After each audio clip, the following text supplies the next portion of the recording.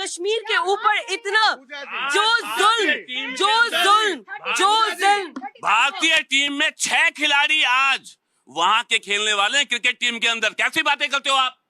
देखिए पूजा जी हमारी बहन ने, पूजा जी हमारी बहन ने, मैं कश्मीरियों के ऊपर 2 शब्द कहना चाहूंगा। मेरी बहन ने सवाल उठाया, किसी खंजर ने किसी तीर ने मारा, किसी खंजर ने ना किसी तीर ने मारा, बादशाह को उसी के वजीर ने मारा, जिसके सीने में रोशनी उतरी उन मुरीदों को पीर ने मारा, जी गया आह का हमारा शख्स बद्दुआ को फकीर ने मारा।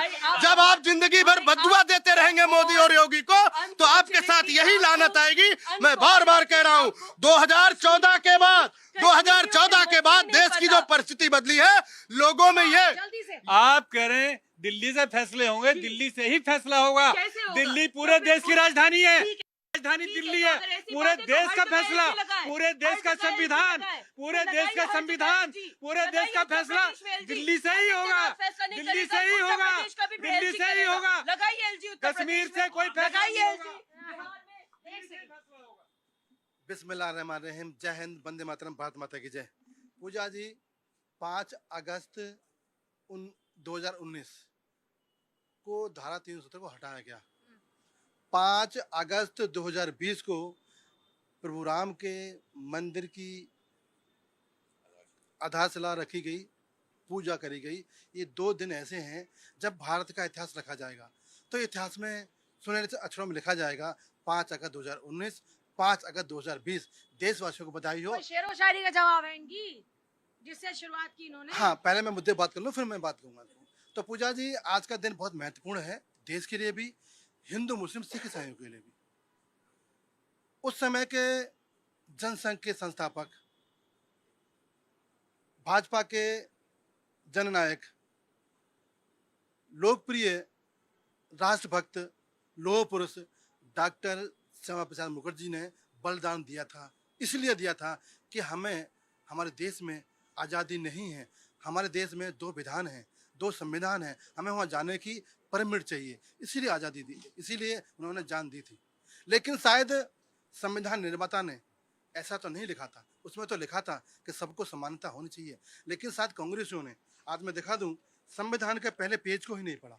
ये दिखाए कैमरामैन, संविधान के पहले पेज को ही नहीं पढ़ा कांग्रेसियों ने। बड़ा लिखा, उसमें लिखा हुआ है, हम भारत के लोग, हम भारत के लोग भारत को एक संपूर्ण प्रबुद्ध संपन्न समाजवादी धर्म पंथ निरपेक्ष लोकतांत्रिक गणराज्य बनाने के लिए तथा उसके समस्त नागरिकों को सामाजिक, आर्थिक व राजनीतिक न्याय, विचार, अभिव्यक्ति की विश्वास, धर्म और उपासना। धर्म निरपेक्ष नहीं लिखा है, पंथ निरपेक्ष। पंथ निरपेक्ष, आपको बात नहीं, पंथ निरपेक्ष, गलती होगी, पंथ निरपेक्ष, स्वतंत्रता, स्वतंत्रता,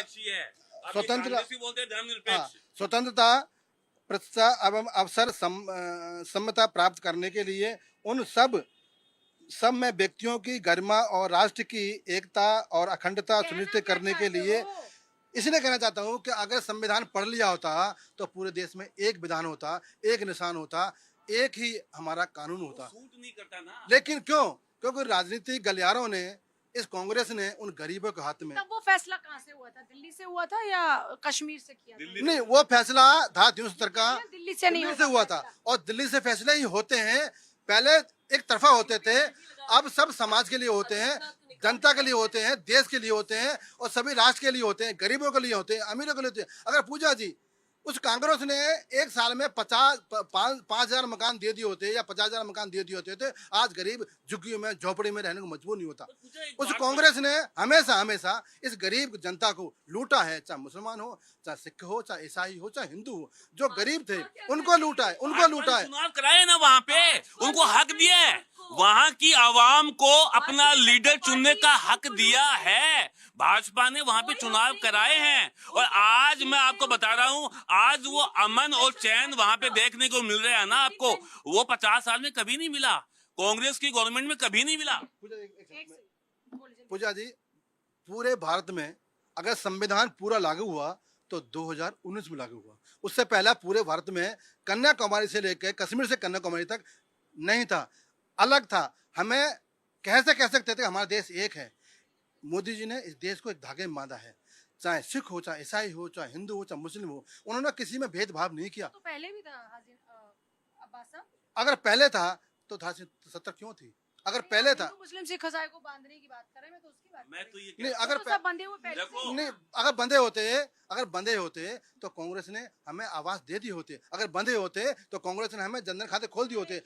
क्या दिया था? अच्छा, क्या दिया हमें कांग्रेस ने? भाई तकलीफ इसलिए हो रही है क्योंकि इसके जनक तो कांग्रेस ही हैं। नेहरू जी ने ही तो ये दिया था और वादा भी किया था ये उन्होंने कि 10 साल के बाद उसको हटा लेंगे, लेकिन उन्होंने वो हटाया नहीं क्योंकि उनसे उनकी अपीजमेंट। यूपी में भी लगा दो। इस हिसाब से तो प्लेबिसाइड का भी वादा किया गया था, हुआ प्लेबिसाइड? जो जनसंघ के मुद्दे की बात हो रही थी हुदा जी, जो बीजेपी के शुरू से मुद्दा रहा है कि वो राम मंदिर बनाएंगे, कि वो धारा 370 हटाएंगे, मैं उस पर बात कर रही हूँ। जब आपकी बारी आए तब आप बात करिएगा, ठीक है? तो मैं बस इतना ही कहना चाह रही हूँ कि इनको दर्द इसलिए हो रहा है क्योंकि इनको एक बहुत बड़ा मुद्दा जो था वो मिला रहता था कि कैसे हम देश को बांटे रखें, हिंदू मुस्लिम की लड़ाई चलती रहे। कश्मीर एक मुद्दा, बहुत बड़ा मुद्दा है क्योंकि कश्मीर को कभी इन्होंने भारत का हिस्सा माना नहीं, इन्होंने पाकिस्तान का हिस्सा माना। पाकिस्तान लगातार यहाँ पे अपने दावे करता रहा, अमन की आशा की बहसें चलाती रही और अमन की आशा की आंटियां आके यहाँ पे साथ साथ में अपने साथ आतंकवादियों को ला रही थी और पाकिस्तानी जासूसों को ला रही थी जिससे कि ये देश टूट सके। तो इनके ये सारी जो एजेंडा थे वो समाप्त हो गए, इसलिए इनको दर्द हो रहा है कि ये कैसे हो गया, वहां पे कैसे रोजगार पहुंच गया, कैसे वहां पे टूरिस्ट जाने लगे। आप खुद भी जा चुके हो और आपको पता है कि आज के जब तक ये सब नहीं हटाता वहां पे टूरिस्ट नहीं जाते थे, लोग डरते थे। सेना भी फ्लैग मार्च निकालती थी तो किस तरीके से निकालती थी, अलगाववादियों का सारा शासन था। और ये महबूबा मुफ्ती की पार्टी, ये फारूक अब्दुल्ला, इन सब लोगों ने केवल वहां पे ये चाहा कि मुस्लिम भटका रहे, मुस्लिम गरीब रहे, मुस्लिम बेरोजगार रहे और पत्थरबाज रहे उनका युवा। जब युवा पत्थरबाज रहेगा तो पढ़ाई नहीं करेगा, पत्थर फेंक फेंक के ही वो पैसे कमाएगा और वो पैसा पाकिस्तान से आ रहा था, वो पैसा पाकिस्तान से आ रहा था और भारत में बैठे हुए अलगाववादी वो पैसा दे रहे थे उन मुस्लिम युवाओं को पत्थर फेंकने के लिए, पढ़ने के लिए नहीं दे सकते, आगे बढ़ने के लिए नहीं दे सकते। आप कितने मुस्लिम युवाओं को हेल्प कर दे रही हैं? आप कुछ मुस्लिम लड़कों को पढ़ा दीजिए मैडम, ये सारी बातें ना करें। तो ये सबसे बड़ा रीजन है, इसलिए इनके पेट में दर्द हो रहा है और इसलिए हर साल 5 अगस्त को इनका दिल का दर्द जो है वो फिर से उठ जाता है।